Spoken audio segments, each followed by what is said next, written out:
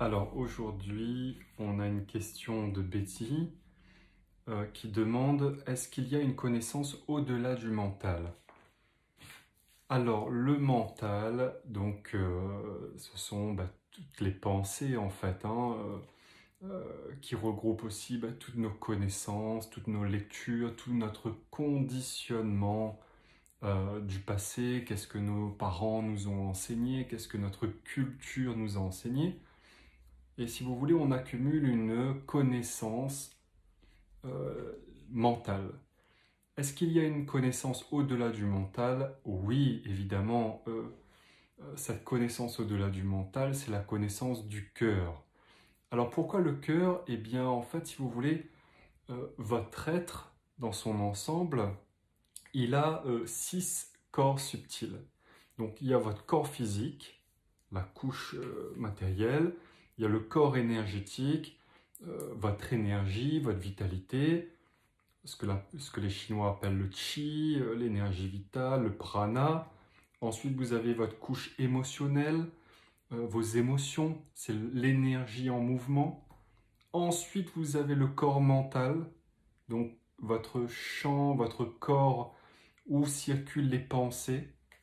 Ensuite, vous avez le corps karmique, là où est stocké toutes vos anciennes actions, en tout cas toutes les conséquences de vos anciennes actions, donc tout le karma qui va vouloir s'exprimer.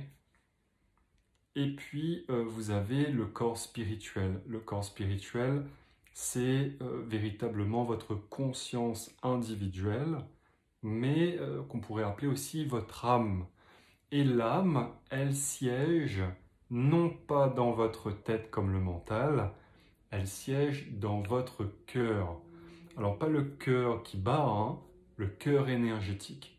Donc si vous voulez, vous avez votre âme qui s'incarne dans votre cœur, qui siège dans votre cœur, et qui détient une connaissance au-delà du mental. Parce que le mental, il est connecté, si vous voulez, à vos sens.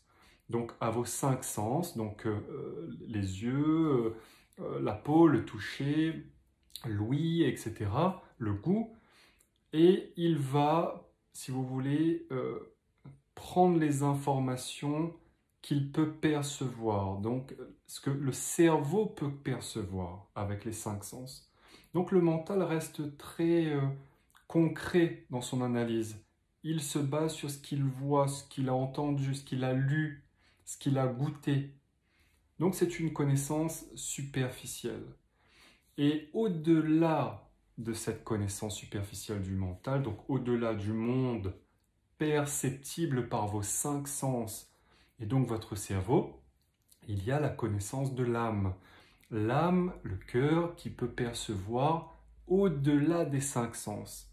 Et là, on rentre dans ce qu'on appelle bien, les sens extrasensoriels. C'est-à-dire que ce ne sont plus vos yeux qui voient, mais votre clairvoyance. En fait, chaque sens peut être développé, peut être sublimé pour avoir des sens liés à l'individualité de l'âme. Donc votre âme, elle ne va pas voir avec vos yeux et elle ne va pas décoder l'information avec votre mental. L'âme, elle va percevoir avec sa clairvoyance, sa clairaudience, sa clairsentience. Elle va se connecter à un monde invisible. Et du coup, il y a une connaissance au-delà du mental, il y a une connaissance au-delà du monde concret qui nous entoure.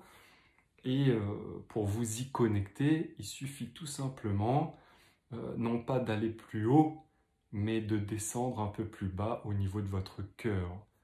Et cette connaissance est largement supérieure au mental.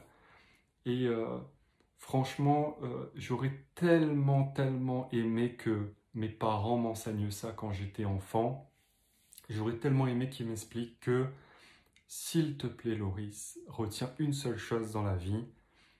Écoute toujours ton cœur, parce que ton cœur détient une connaissance qu'il est impossible pour le mental de comprendre. D'accord? On dit bien le cœur a ses raisons que la raison ignore. Donc c'est bien qu'il y a une connaissance au-delà du mental. Et si vous n'arrivez pas à comprendre les raisons du cœur, fiez-vous quand même à votre ressenti parce que quoi qu'il arrive, il vous amènera dans le bon chemin. Donc voilà, chère Betty, pour cette connaissance au-delà du mental.